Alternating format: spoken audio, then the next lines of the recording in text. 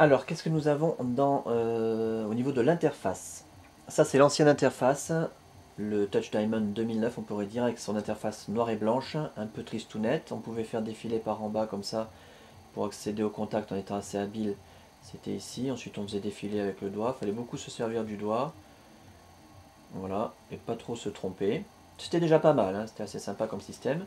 Beaucoup mieux maintenant, l'interface, la nouvelle interface 2010 on va dire, avec une couleur bleu ciel, qu'on peut tout à fait personnaliser, hein. Moi j'ai mis bleu ciel, mais on peut mettre n'importe quelle couleur, n'importe quelle image, avec plusieurs pages d'accueil, qu'il suffit de faire défiler avec le doigt.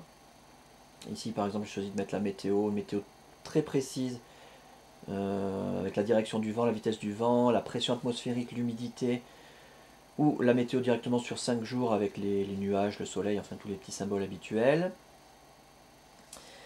Retour à la page d'accueil, qu'on peut également avoir une page d'accueil façon carrousel.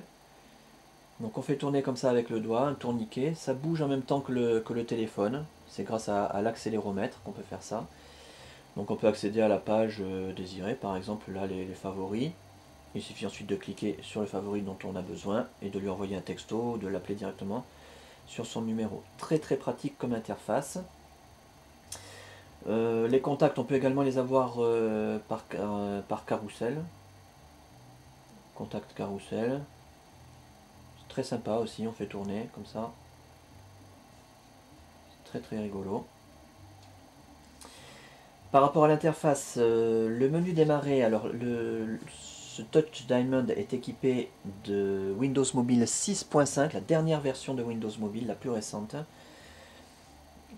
La preuve en image, c'est pas ici. Dans les paramètres, système, à propos de... Alors je sais pas si vous allez voir, Windows Mobile 6.5, c'est marqué tout en haut, qui permet d'avoir un menu démarrer sur une seule page avec des icônes, au lieu d'avoir le classique menu déroulant qu'on avait auparavant sur l'ancienne interface.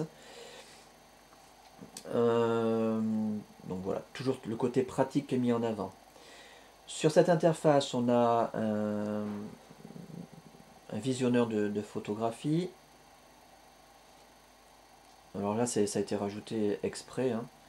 Donc il permet pareil de faire défiler les photos comme ça au doigt de façon très pratique.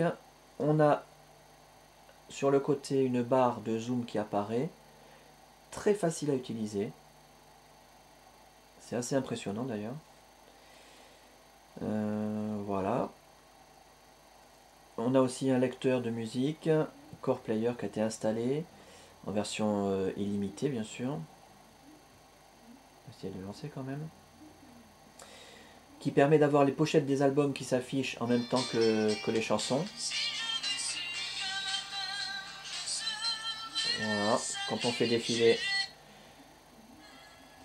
on a les pochettes qui s'affichent.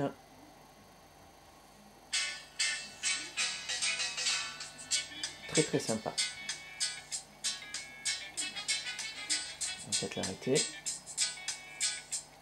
Voilà, pour revenir à l'écran principal. Et par rapport à l'interface, voilà, en gros tout ce qu'on peut dire, hein, très très sympathique.